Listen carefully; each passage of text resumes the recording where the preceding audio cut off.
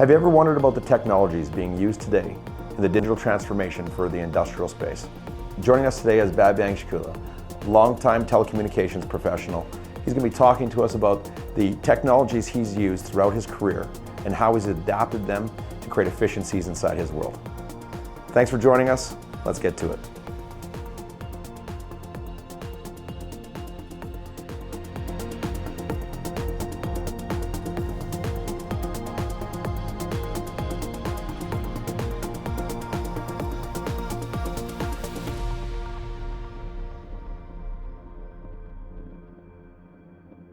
So Bhav, thanks again for joining me today. For me, this is really special, and I'll tell you why.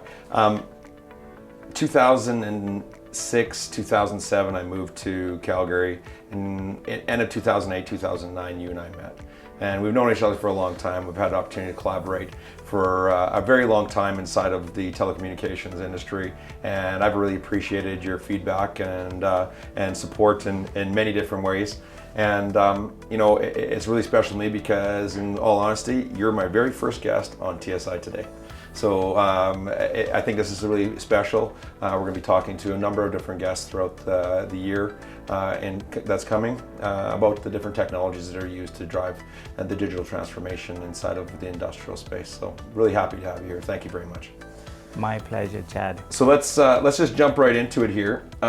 You've been in the tech industry for about 17 years now.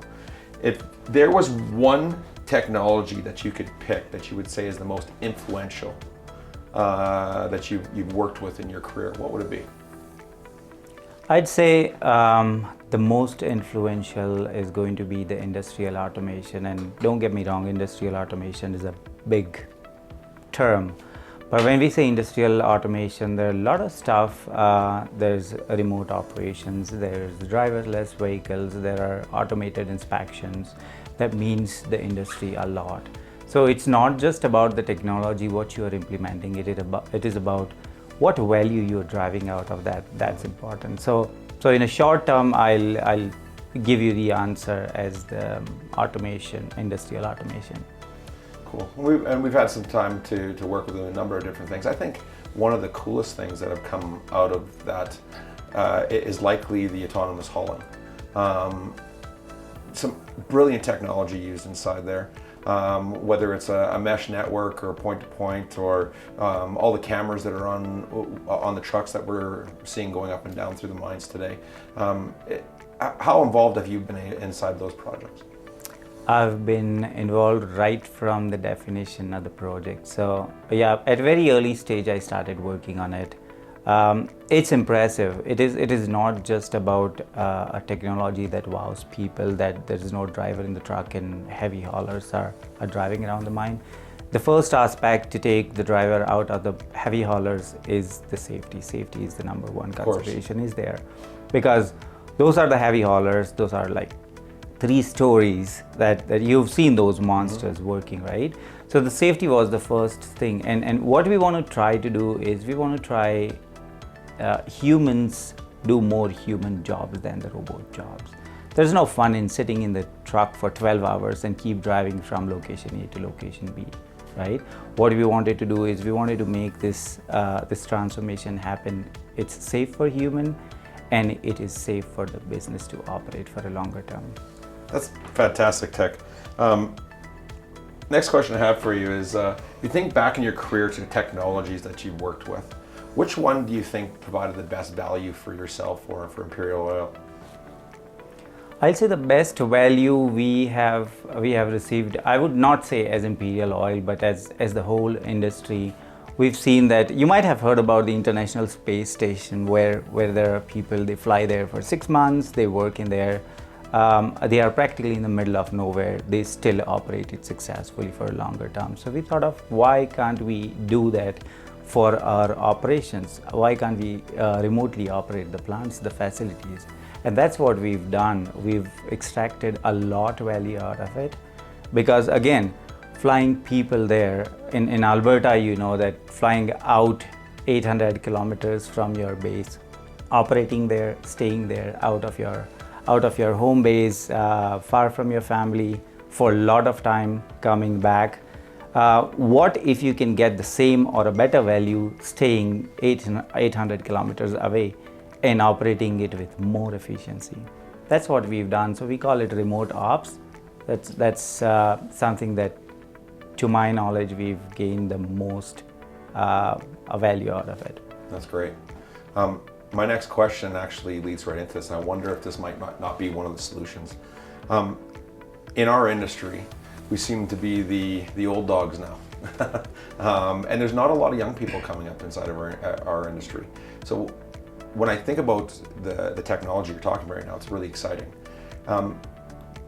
What other technologies do you think there is out there that could entice young people to come inside the telecommunications industry?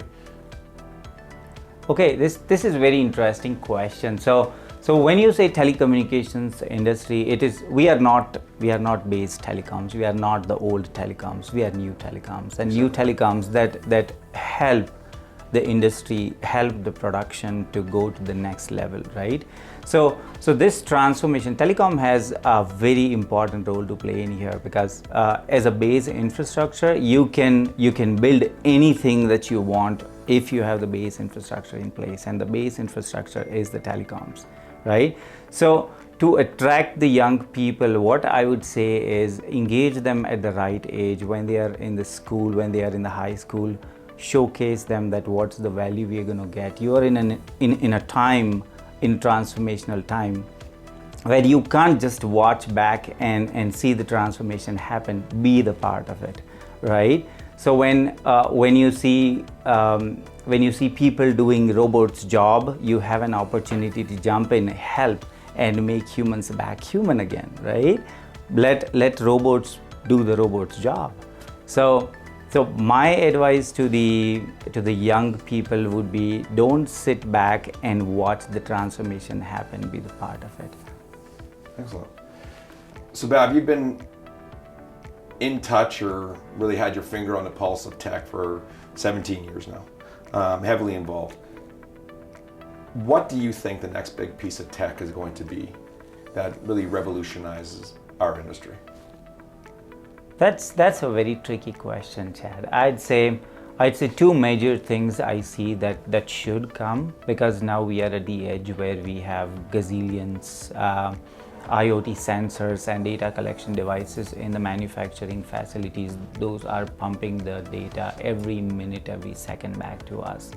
We as the humans don't have capability to work on those data and analyze the meaningful results out of it.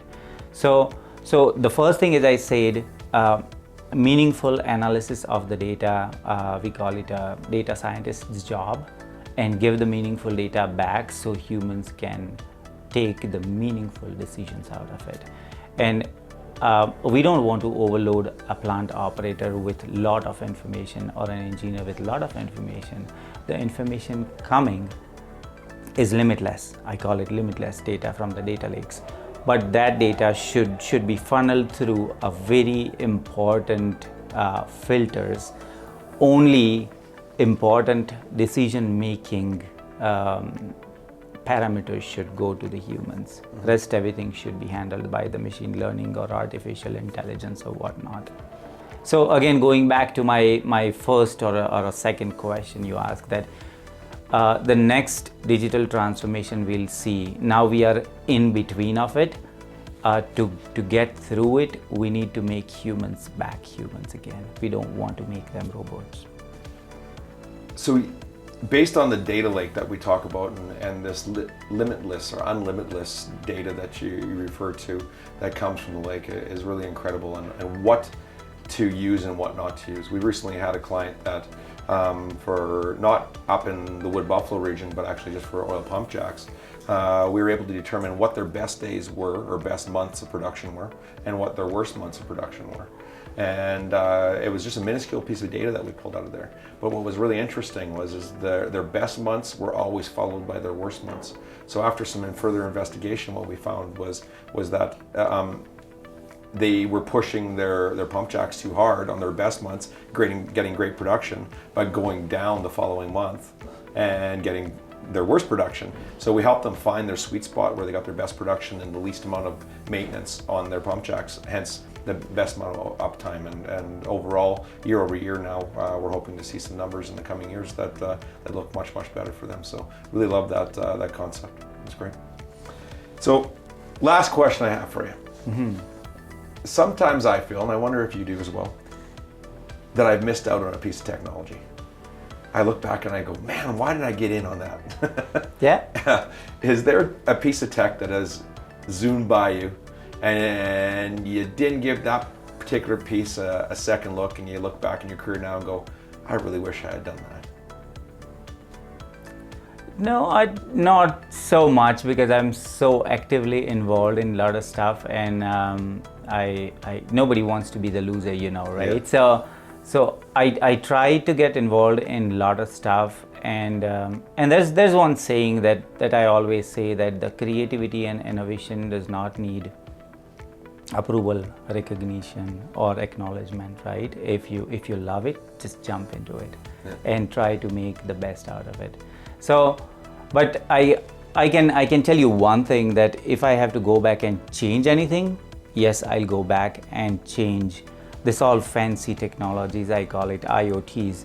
How many piece of text you've seen that every time you look at it, you think that this is important, I need it, right? And then you end up with lots of fancy stuff that doesn't talk to each other. And then you figure out how to make them talk to each other, and they don't, right? So that's not what I call a good solution.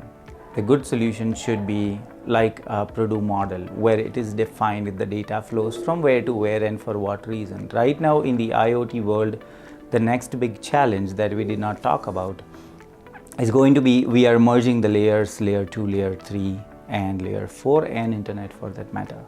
So the security protocols has to be defined very rigorously, and who owns what. Like the Purdue model clearly states who owns L3, who owns L4, and what's internet.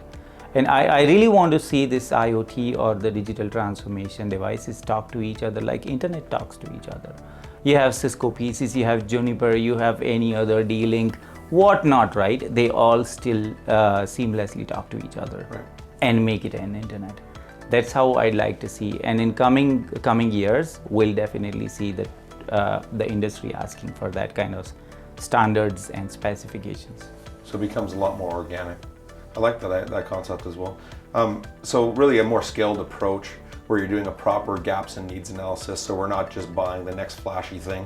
That's right. And you're doing a gaps and needs analysis, make sure that flashy piece of tech that you want actually will work and communicate inside that organic network that you're looking to build. Yeah, I call it as a separate fancy thing versus the ecosystem. So the ecosystem takes everything together and walk as one piece, right? Where everything is interdependent on each other, and they passes the data to each other. Right now what happens is, we think that we are overwhelmed because we have a lot of different disconnected pieces that we are trying to constantly connect them through the third layer, where the delay happens, where the excess energy happens, and the data scientist has to play a big role in it. Bhav, thanks so much for joining me today on my very first TSI Today. If people want to reach out to you, get a hold of you, how would they find you? Yeah, I'll be happy to share my details. So my name is Bhavyang, Bhavyang, and my email is pretty simple. It's bhavyang@bhavyang.com. Thanks again, Bhav. Thank you so much, Chad, Take for care. having me today.